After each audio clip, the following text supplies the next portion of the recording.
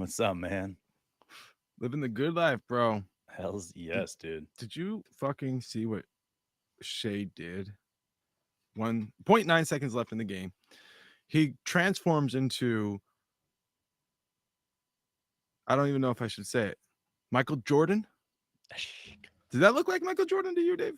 Well, I mean, if we're going to just bring this out, let's just talk about this for a second. I sent you something, Mark. It said Trey Man posted this last night after the game. Trey Man says, God knew how much I loved Michael Jordan growing up.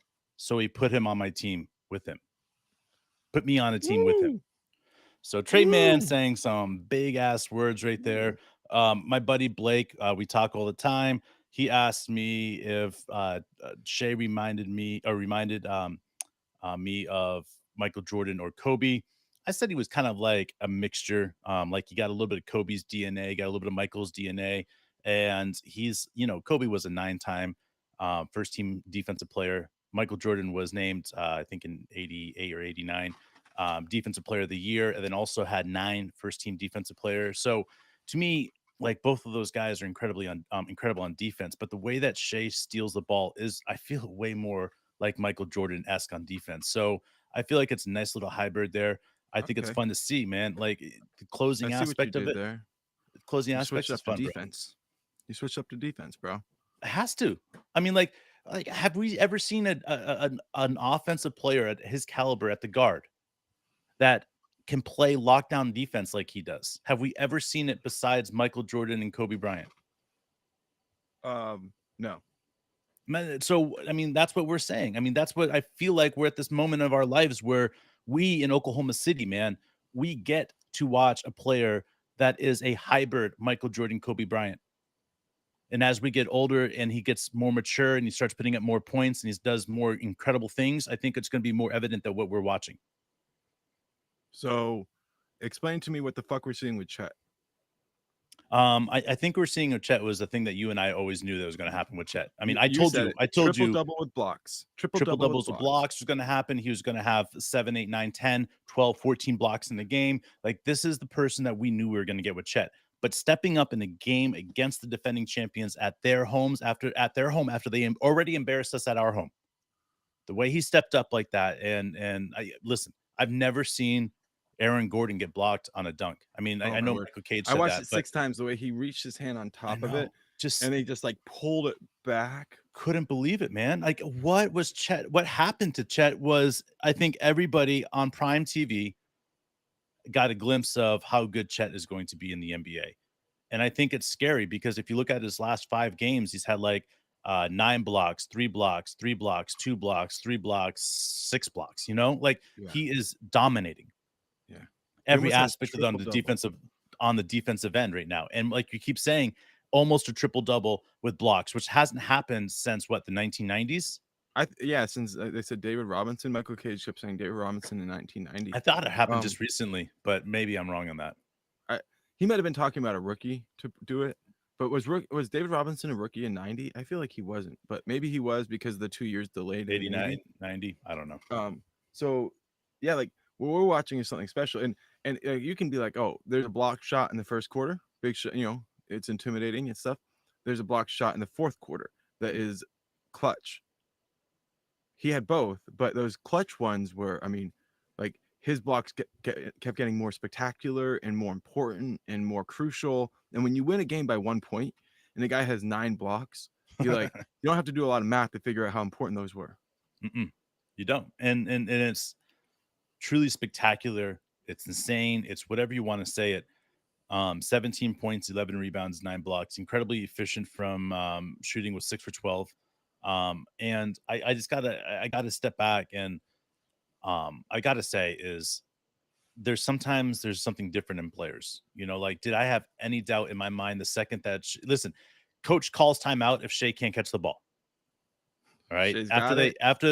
After we got this the stop It's or a steal or bucket. whatever, down by 1, coach calls timeout if Shays doesn't get the ball. And the reason that is because then we get the ball at half court, but Josh getting in the game, we get Shea open or somebody else gets open for an easy bucket. But Shea gets the ball, coach lets him play it out. We have one timeout left in his pocket. Let's Shea go up the court and just do his thing. Everybody cleared out for him. We all knew what was going on. I knew what was going on. I knew that Chet or nobody else, nobody else is going to touch that ball because that was Shea's. You know, Shea loves Chet. I mean, I'm not saying anything about that, but guess what happened? The second Shea got the ball, you know, they were doubling, almost doubling, not quite doubling on Chet. You know, like they were letting somebody else beat us, and that's exactly what happened. You know, Shea went straight to that beautiful spot, and it's just picturesque, like fadeaway off one leg type shot, bro. And it's just what we're gonna see throughout our time in his career, man. Like people talk about like, oh, he's gonna be really good and all this other stuff. I don't think anybody truly understands his greatness yet. I mean, the fact is that he goes where he wants to go and scores for where he wants to score at any time, at any part of the game. And the thing is that when he's getting doubled, he has no problems passing the ball and getting 6 assists. Like he is so efficient on every aspect of the game. And in a time period where efficiency is king, like he's going to be the most efficient guard out there. He's going to be the most efficient defender guard out there.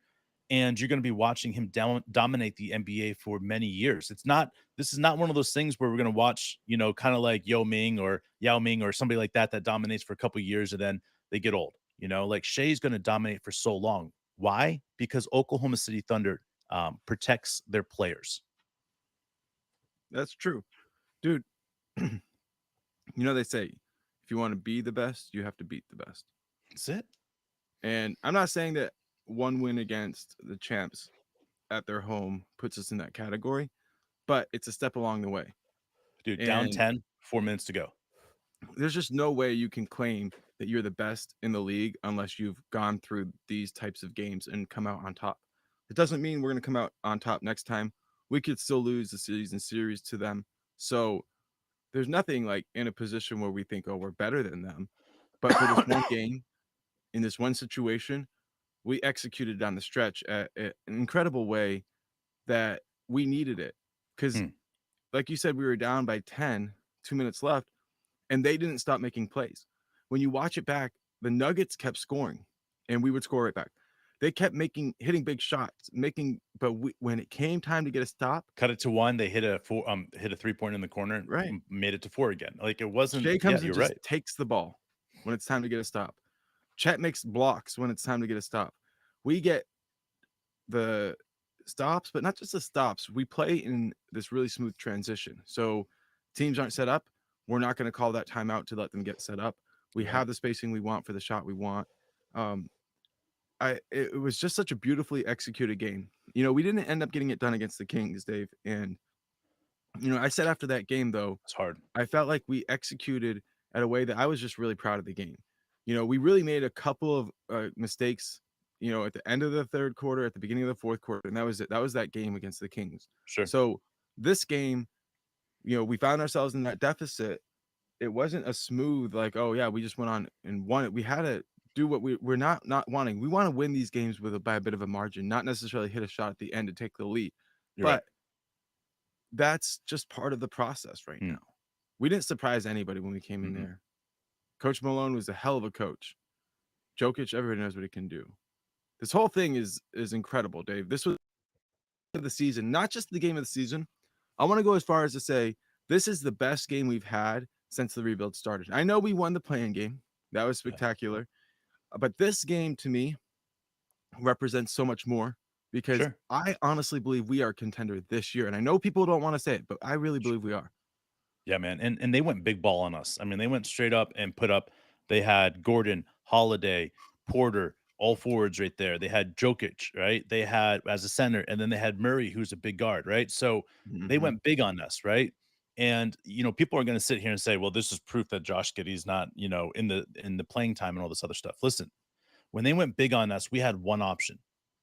That was to play Jay Will as many minutes as possible, and that was 22 minutes tonight. That's all Josh Giddey minutes, man. That's all Josh Giddey minutes. It's because he had to play Jokic. Jay Will played great.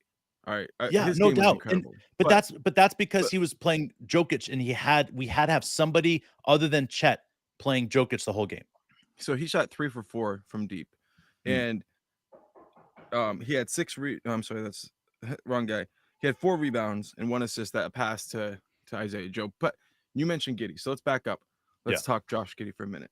Okay, so he did not start the third quarter. Mm, Frustrating fact. sure. Coach says, like you said, we have to make some adjustments. We go big, we We went match up, big. we put Jay Will in the game. But when it came Josh Giddey's time in the fourth quarter, coach had it was like he had a turnover and coach pulled him out within a couple of minutes and he didn't see the court again. And I was watching him on the bench, like he wasn't happy about that. I can't blame him. Sometimes it's hard to hide your emotions, but he wasn't prepared for not playing the like pretty much most of the game. I thought he Yeah, had some good moments when he was playing, but he had some trouble handling like even some of the shots he hit. He just didn't look like he was in a comfortable position. exactly. So w- this is a unprecedented territory for all of us in this situation. So I just feel like with Josh right now, how does the team handle where he's at? I mean, I'll be honest with you, is that I understand that people are going to say his shot selection or this or that. But I listen, what's happening right now is we're seeing this evolution of Josh being forced to play a power forward position. And when you're playing a Yeah, power forward position on defense, you're going to be up against the, a more difficult, um, you know, physical players. So looking at it like that, you see players like Jay Will who do better because if you put Jay Will, and this is something you and I talked a significant amount of before the season. I thought that right. Jay Will was somehow going to start showing that he's more valuable at that power forward position to line up against Chet and kind of like this traditional power forward center position of the center being a big wide body like Kendrick Perkins, and then you have a big lanky guy at the power forward like KG, like Chet. Like to me, like that makes sense a lot, but to get there, we have to figure out where the holes have to be filled. And one of those holes that have to be filled, in my opinion, is that power forward position of who we're going to stick in that place. Can Josh get bigger? Can he get faster? Can he make it so that people are underestimating him and he becomes a better player because of it? Sure. But right now, he's learning that new position and coach is putting him in positions that are going to help him out. And times that like this last night where we knew that Josh could help out the team in the third quarter, right? But the problem was we knew Jay Will would be a better player against Jokic during that time because he's going to wear him down. And that's exactly what coach saw too. So to me, it wasn't a diss on Josh. This was a, hey, Josh, Jay Will is going to do a better job against Joker than you are going to do against Michael Porter Jr., or you're going to do against Aaron Gordon, or you're going to do against Holiday. So we're going to go right here. And again, it's just the way it goes sometimes. Yo, I think you're right. I think we have to not try to look at everything all at once. We have to kind of take this game for what it was. And the matchups just weren't in favor That's of it. him and And the this type of happens a game that lot we needed to recently. play. I mean, Right. think about the Sacramento Kings. Think about these other teams that have legit power forwards that are out there. And you got to say, this is what it's going Well, to be like until Josh he, can get to that power forward body, mass size, he which played a will really good happen. game. Well, I'll say this about the Kings, right?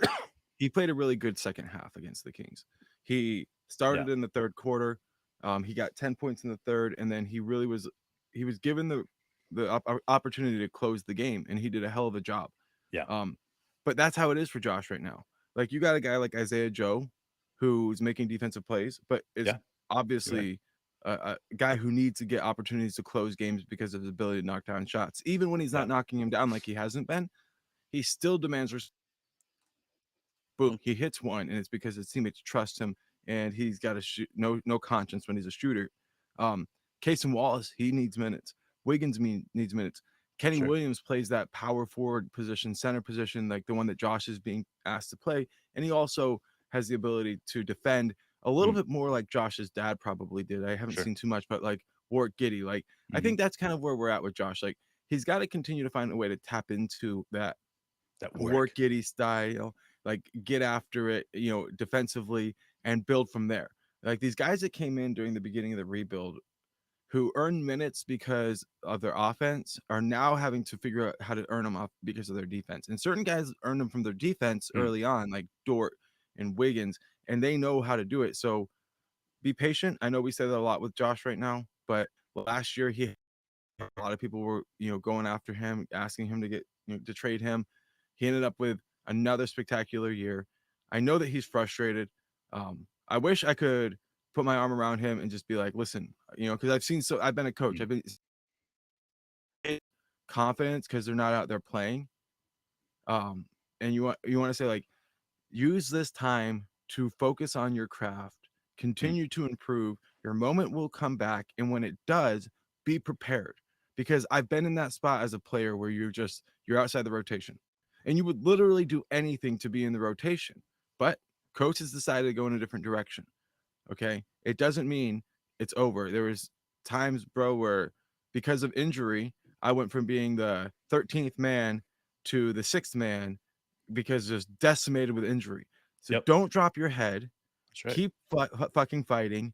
Your chance will come and you'll have a chance to prove to people what level talent you really are. And this is That's a it. difficult thing because you can tell the noise is getting to them. But learning to block out the noise is something that every single elite player has to do. And it's even more imperative for him to do this at the moment. Do Dude, what my question for a you is fucking great game. what is 15 minutes of booing bad or is 30 minutes of booing bad? Like, that's what coach is also looking at right now, and I hate saying it, but every single time that Josh touches the ball, it's a boo, and that's fine, and that's the way it's gonna go for quite a while, but sometimes it's rather, with the way things go, we'd rather 15 minutes of it rather than 30 minutes of it, and to me, like, it's about getting used to it, and once he gets used to it, I don't doubt that Josh is gonna be a player, point guard/forward slash forward in the league, but our bench last night, man, But dude, 11 points honestly, from Jay Josh, Will. Whew. he needs to study film from Chet last year when Chet was sitting on the bench. Study film about how Chet cheered and encouraged because those guys were there for you when they couldn't play. And if you're out and you're only thinking about yourself, that's problematic. Because remember, Dave, we talk about this to each other all the time. Sam Presti, what does he watch? He watches the bench. Yeah. Yeah. You That's it. have to be other people focused. I'm sorry to cut you off, bro. You're talking about the No, bench, but no, you're right. But this is exactly where the bench belongs. I mean, that's what you see Aaron Wiggins, Isaiah Joe, Kenny Hustle, and Jay Will. They're always standing up on big shots and stuff like that. Like Josh has got to get used to that. And the reality is if coach was done with Josh, he'd be coming off the bench already. But coach isn't done with Josh. I He's mean, not putting him to the bench. And that is do proof you think that people can boo somebody out of the NBA? listen, Because I feel like they could do it to Josh. I feel like they legitimately could boo him so out of the NBA. let's just be honest with it, is they booed Ben Simmons out of Philly. So is it abnormal for them to boo players? I mean, Kobe Bryant got But booed his there's no entire safe place for Josh. The only safe place that doesn't boo him right now, every time he touches the ball, is Oklahoma City. so Like, if I you feel look like at they it, could boo but him I'm saying all the look way at out his of the minutes. NBA. Look at his minutes in Oklahoma City. I mean, that tells you everything you need to know. When we're playing at home, his minutes are more. So it's just one of those things where to me it I sucks. to me, I feel like this is the first time I've ever felt um, like there should be legitimate. I'm concerned legitimately of the mob actually destroying lives in this way that is irreversible, and it makes me feel like there needs to be somehow some sort of government intervention where Man, you limit the amount of like mob violence that takes can place. can I be honest about this whole thing? Last year we talked about Ja Morant. We said the Memphis Grizzlies need to pull him off of the court before the second incident happened. We said they need to pull him off and they need to take him out of the completely because they need to get right with his mental aspect. Like, in my opinion, at this moment, yes, playing Josh Giddey 15 minutes a game is great or whatever, but I would rather the Oklahoma City Thunder pull Josh out of the game, get him. I'm sure he's getting all the help he can get right now, but make sure that he's double downing in it, He doesn't making look sure okay, bro. and that's my point is that he needs to have time away from the basketball right now because it's ruining his there's a point that okay, if you ever get on a team where you have a bunch of mean kids and you got one player Mhm. that's really good and those mean kids are just destroying that one player, it gets in their head. And this is what's happening. And I feel so bad for Josh. And I wish that he just could get some time away, get with his But family, but do what's all the that other stuff. And we got Christmas, but like it from a would make sense. psychological risk Yeah, right of now this that's what we're moment. playing with right now. But, like, is it more risky to pull him off, or is it more risky to put him in a spot where, like, all of a sudden, now it's like the mob won? Like, he kinda needs to stay in the routine of the NBA. Like, But I mean, like that's when God damn, I hate saying injuries sometimes help players. I mean, like yeah, a I know what sprained you mean. ankle, like a Yeah. sprained ankle, a twisted wrist, like those things help players in situations like this. Like, to me, like Josh is one of those players that If I'm Sam Presti and I'm Coach D, I'm like, Josh, fall down during practice and act like your ankle's twisted. I know that's against the NBA league Well, I rules, mean, but my point is that like sometimes that's what it you got takes. to you got to look out We for don't. yourself sometimes. You got to look out for I, and I know there's no I in team, but in situations like this, mental aspect and when it's mental health, like you got to look out after I, because like we've seen guys like Ben Simmons not be able to get out of that bubble. You know, we've seen guys like, I mean, I could go down in league history of players that did something and never able to get past it. You That's what think I'm about afraid Ron right now. Artest. But he still was able, like that. Well, It's just he was able to get over it, but think about it. For the next 2 years, anytime he went anywhere, everybody booed him. yeah, Like, after he started playing, so it was like 3 years down the road from the incident, and people booed him everywhere.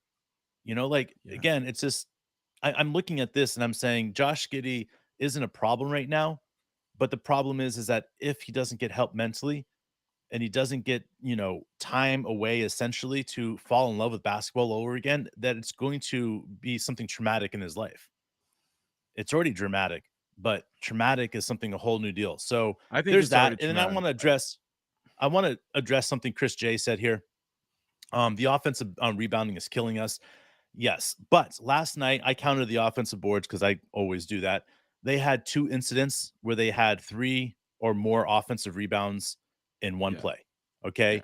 And they only end up last night with only 17 offensive boards. So I'm sorry, it's three times. So my point about that is we got 9 offensive boards. I'd like to see us be within 5 offensive boards of the other team. I think we've only a couple times this season have we ever won the offensive board game. But the reality of what we play and how we play our defense, it's always going to leave the boards open. We don't keep our big man inside always. And when we don't do that, it's going to be one of those detrimental plays. And if you look at these trade ideas for guys out there right now, and like Laurie Marketing and this player, that player, or like there's so many different options of players right now that people are saying that are available. Listen, I understand all that stuff. I understand what it is to say, let's go all in right now. But the reality of it is that we don't know how much Chet's going to get better. We don't know how much this offensive boards are still going to kill us. We could figure something out. We could find a group of guys that do really well on defensive boards, and we just play those guys a lot more. Like, I don't know how this is all going to roll out, but for us to go and trade 4 first-round draft picks for Laurie Marketing, which we could have him for 2 years, I get that. But if he doesn't work in our system, then that puts us back, like, significant. That puts us back a lot. And I just want to stop at that moment and think about this. What's more important for us to get a big man this year, right now, on a desperate move, or for us to be patient and wait for a move like, hey, Laurie Markkinen's going to go to a team like, I don't know, Denver or something like that, and stepping up and helping a team like the Heat pick up Laurie Markkinen instead, because then we get extra aspects out of it. And to me, that would be more valuable than trying to take over Laurie Markkinen's contract, is getting him out of the West. Like, get Laurie Yeah. Markkinen out of the West, and then we don't have to worry about that, because I want to see in the long run this Oklahoma City Thunder team like bring in big men that fit the system. In this next draft, there's 3 or 4 big men that will fit our system that we could utilize, that could play really well, and that shoot the 3 and that know how to rebound like a motherfucker. So I would rather keep it in house, train that player. And I know that what that means, that people are like, well, that means Well, we can't compete this year. But I disagree. I'll say why I disagree, because we're learning how to do it, bro. It's the second and third efforts on rebounds that we're starting to do again. We did it last year, and we're starting to figure it out again. You can't let anybody have a clean offensive rebound. Yeah. That's how, I mean, didn't you notice that we're gang rebounding again? Yeah. And I know we're not where we want to be, but there are a couple of moments in this game where we hit that flow that I was talking about a little bit ago, Dave. Like a few weeks ago, I think I said like, "Hey, we're doing fine, but we're still not playing well. Yeah. Like we're winning games, but we're not hitting that level of flow where it's like no team can stop us." And during moments of this game, we got into that where it was just like we were saving the ball out of bounds to another guy who's saving the ball out of bounds, and then we were all of a sudden scoring on the other end. It's like, who can stop that? Sure. like flow, Yeah. and we hit it, and we're about to hit it like a motherfucker because it took us till mid-January to hit it last year. You're right. And You're once right. we hit it, watch the fuck out because we are a contender. I want everybody just to realize that. Like, I know that all the smart people out there are like, oh, they're good right now, but are they really contenders? No, they don't fucking know. You don't have a defense like ours, an offense like ours, a superstar like Shea, a defensive superstar like Chet, a secondary star like J Dub, which we did not fucking talk enough about J Dub. No, dude. That was J insane, Dub, dude. huge play after huge play down the stretch. And he started out the first half struggling. You could tell he was frustrated. And all of a sudden, he just transforms in those dunks, bro. I know, dude. Oh my God, dude. I can't believe it took us so long to talk about the dunks by J Dub. Think about the way he goes Holy down the lane and he angry. gets so high up, right? And When his he arms are talks so about long. it. He's like, I'm Jalen Williams, right? And then J-Dub comes out whenever you see me yell. And he threw that dunk down and he right down the middle and threw it down and he starts yelling and Cage is like, I wonder if that's where J-Dub comes out. And it's like, no duh. Like that's J-Dub right there. When he is able to get up and I wrote Mark the second I saw it too. I was like, we're gonna see J-Dub do this throughout his career. Like this is going to be known as J-Dub shit because once he becomes like, oh, I can do this easily, like he's already seeing he can, it's Right. just gonna be dunk after dunk after dunk after dunk. So what do It's you say over. to coach? What does coach say to bring out Dub? Huh? What does coach say to bring out Dub? I don't know, man. What does he say? I don't know. Like, what does he got to do? Tell him to eat his Wheaties? You know what I mean? Like, Dude, whatever I the fuck listen, it takes, dude. listen, I think he has to put him in a situation and call a play for him. Let's just be honest.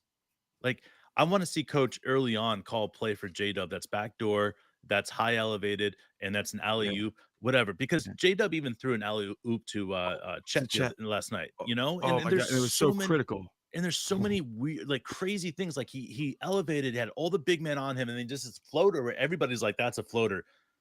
And then Chet just throws it down. I was like, whoa, I wasn't expecting that.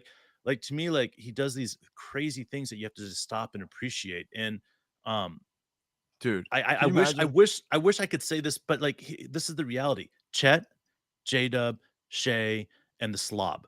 Like they all do these crazy, insane things, man. And when you do these things that you're just watching and you're like, holy cow, that might be the best player in the NBA at that attribute. That might be the best player at that attribute. That might be the Mhm. best player in the league. Then you start sitting back and you start realizing, like you said, like I've said, that this year is a contending year if we stay healthy. If we stay healthy, there's not a chance in the fucking world, that this team isn't a top 3 in the West. And everybody's gonna be looking at us and gonna be like, holy shit, like how do we play against Oklahoma City? I don't want to match up against them. You're going to be the 7th seed, which is it's going to be one of those teams that are fighting for it, and they're going to be like, "Fuck, dude, I don't want that." Whether it's the Clippers, Lakers, or whoever that's going to be fighting for that position, they're going to be like, "I'd rather be the 8th seed and play against a team." The 6th seed. I'm sorry, the 6th seed, and I would rather be the 7th seed or whatever. Like you could see some crazy shit happen in order for teams not to play against Oklahoma City. And it's like, yeah, 100%. That's where I think this team's at. Is that this team has separated themselves from the rest of the pack. Is not only the young team, but the future is here in Oklahoma City. And if you look at anybody in the league that's halfway intelligent on podcast, on ESPN, they all know it. They all know it. JJ Redick's talking about it every fucking episode. He whispers about Oklahoma City because he gets it. All right. I'm not saying JJ Redick's one of the greatest minds in the NBA, but he is one of the greatest minds on the NBA podcast level, and he's out there saying that the Oklahoma City Thunder is a team that's going to crush you every single podcast.